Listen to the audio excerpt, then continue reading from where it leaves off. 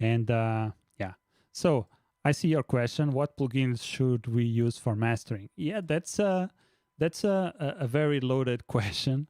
There's a, it depends on what you want to master. What type of style are you mastering? But I would say the first thing that I usually do for mastering, I have a setup that I have a chain that I usually use it. But the first thing is EQ. I like to have. I can actually show you my mastering chain, and I have here my mastering version 4. And basically, whenever I click here, it loads all my plugins for my mastering chain. And as you can see, I have a bunch of stuff here. So there's a lot of stuff that goes into mastering. But the first thing that I want to say is before mastering, you have to be sure that you have a good mix. That's the most. That's one of the most important things before thinking about mastering is thinking about having a good mix. So if you don't have a good mix, mastering will not help you at all, and you will put too much effort into mastering. But then you have to realize that the the better you have, the better material you have coming in, the better material you will have coming out. So if you have a good mix, you will have an amazing master. And that's what I want to say basically. But let's go back and see what do I have in terms of plugins. And I say this because I usually see, or I used to see a lot of people thinking about mastering. What plugin should I use? What plugins this and that? But it's sometimes it's not the mastering plugins that matter. Is how you mix the having a good mix first. Because if you have a good mix first, the plugins that you will use in the master section will not matter too much. But yeah, let's go and see what do I usually do. The first thing that I usually do for mastering is to apply a low cut and a high pass filter. Why? Because I don't need frequencies above 18 or 19K because most people cannot hear frequencies above that. So I like to cut all my frequencies to that point. And also I do the same for the low frequencies. As you can see here, this is around 40 Hertz. So it's hard to mix, especially with headphones. And you can see my headphones are quite good, but it takes a while sometimes to, or not, it's not take, sorry. What I want to say is that it doesn't take a while. What I want to say is that these headphones don't allow too low frequencies. So what I usually do, I say, okay, I cannot hear below 50 or 40. So everything else, I cut it so I don't have anything else messing up my frequencies, especially in the low end. So if I can't hear it, I cannot mix it or master it. So I just remove them. That's it. Then I have a mid-side EQ. This is a patch that I did. And basically what I do is I try to find the best combination for the side section and also for the mid section. So I do a separate mix of both tracks. And actually I can show you. Let me show you some of my beats, and we can have here a simple explanation of what a mid-side stereo EQ does. And let's see my last beat here, and let's see if I have the mix here. Yeah, I have the mix before the master. So this is how it sounds. Let's see. Let's go maybe to a section like this. Okay, so now let's see the before, the mid side. And as you can see, the track now sounds mono. So if I enable this and I put this mono, it sounds the same. So what I usually do, if you remove this path, it basically you only have the mid or the mono section. Now, if I only enable the side path, this is what you hear. Okay, so basically what I do is I try to find the best EQ settings for mid and side parts. Afterwards, I usually have these Ozone 9 elements. And why I used it? Because of the Master Assistant. I like to see what the Master Assistant gives me. Most of the times I don't use it as it is. I click the Master Assistant and then I check whatever in terms of equalization. At this point, I don't want maximizer, so I always turn off the maximizer, the imager, and I just want some EQ settings.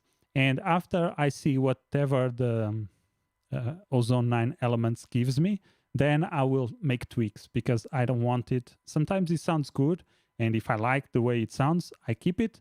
But most of the times it's a little bit too aggressive. So I'm always like reducing, and I see what do they do. Like if they give me like a boost of 3 dB in this section, I'm okay. Maybe this is too much. I usually move it down because I don't want to mess my mix. Again, that's why I said the audio coming in is very important, and I don't want to mess it up here in the Ozone elements.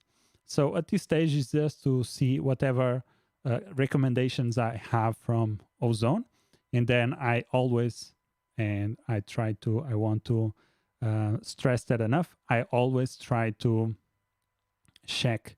I always change the values. I never leave it static. And sometimes I even disable the equalization that they give me if I don't like it. So the point here is to have help.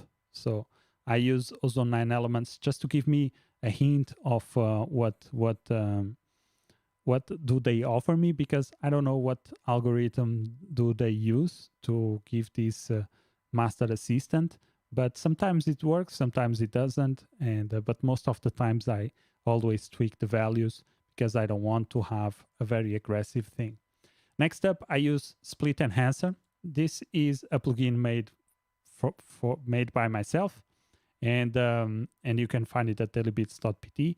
And basically, what I do is I apply a little bit of enhancement of the high frequencies, just to give a little bit. This is works kind of what's the word that I'm looking for? Kind of a high end distortion. So it adds a little bit of distortion to the high frequencies, and I like to give it a little bit more crispness to the high frequencies. Next up, I use Kramer Tape Stereo because I don't use this all times, but most of the times.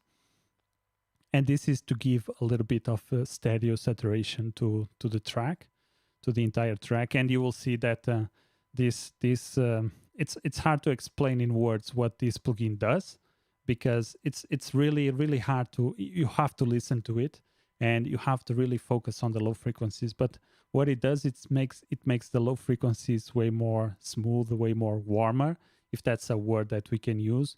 But it's something that I really enjoy, this plugin, in terms of the low frequencies. I think it's amazing what the algorithm does and the way it rounds up the low frequency, especially the kick. The kick makes it, instead of being a hard dry kick, it makes it a more soft kick.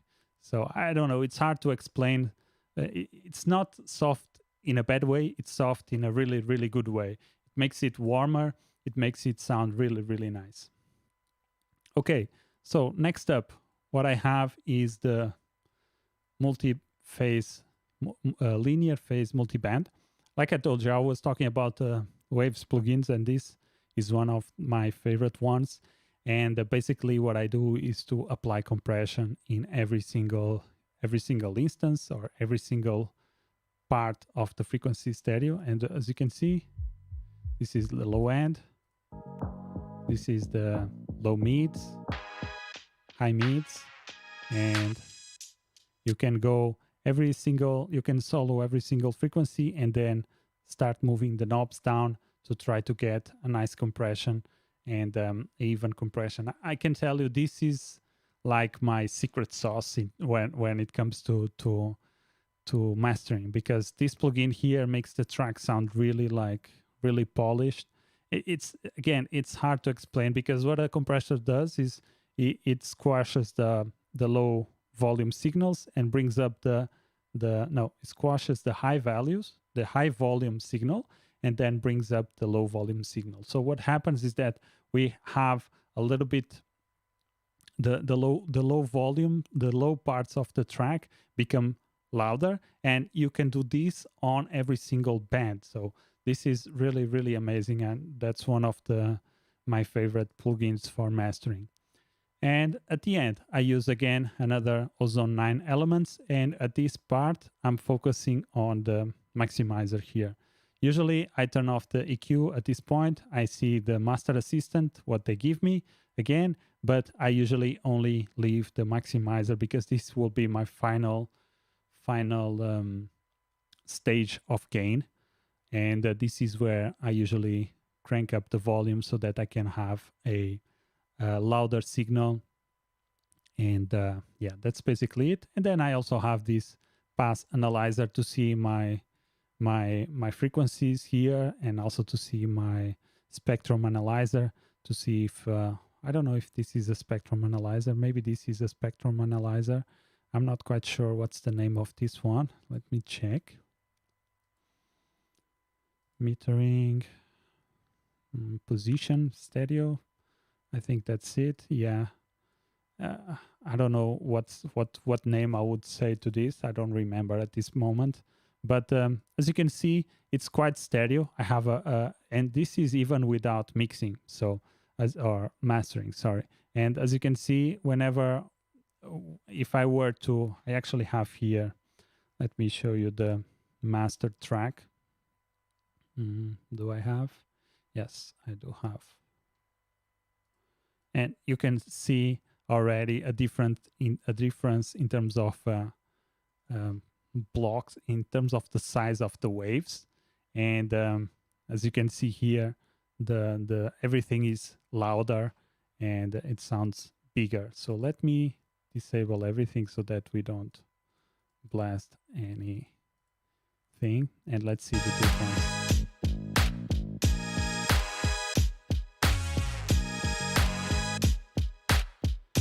You can see, yeah, this is without master.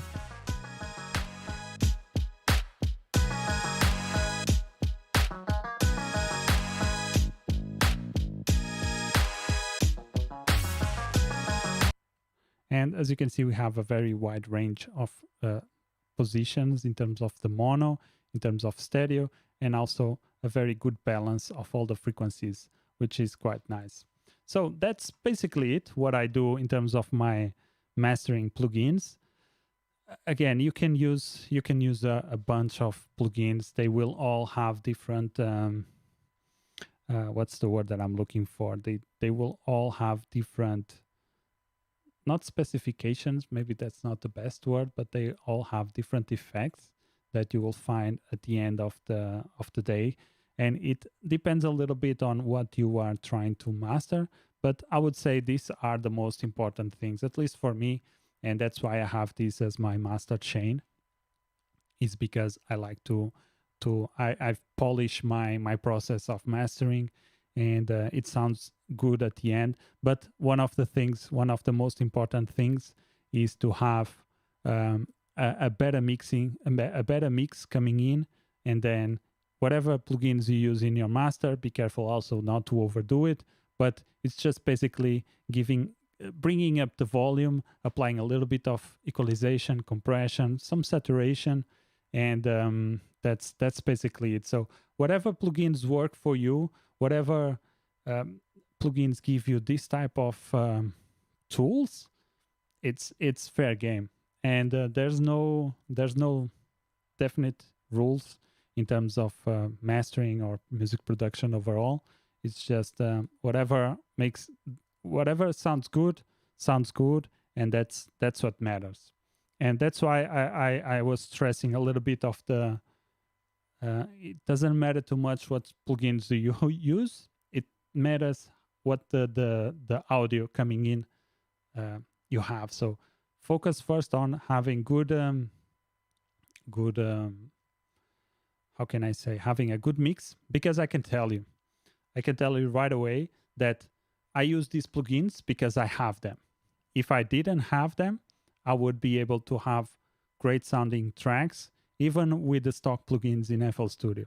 So why? Because I understand what I'm doing, and I understand why I'm doing the things that I'm doing. because as you can see, the only plugin that I could not use, that I could not replicate, was the tape saturation. But even then, you have free plugins for tape saturation, so that will not be a big issue if I wanted to find some saturation plugins or tape saturations. And actually, I have one that I got for free, and this is from, let me see if I can find it. I think it was this one. No. But yeah, the main idea here is that you can always find different plugins, and I was trying to see if I could find it. It would probably take me a while to find it, but yeah, the idea basically is if I wanted to have multiband compression, I could use the multiband compressor in FL Studio, and actually there's a very good compressor. Here you could use the multiband compressor. You probably don't have many as many as frequency or bands as the linear phase multiband from waves, but you could still use this one. You could use Maximus. This is a really dope plugin also, and as you can see, there's a bunch of tools that you can also use here. And the main thing is, as long as you have a good mix and you understand your tools, you will be able to have a really nice result at the end. So I hope that answers your question. I think it was a very long question, but I really hope it does.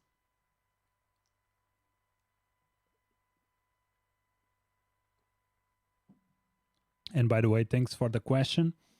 Let's go ahead and see what else do we have here. Okay, that's basically how you can bring up some Waves plugins. I explained that. What else? Thanks for the explanation. Let me see.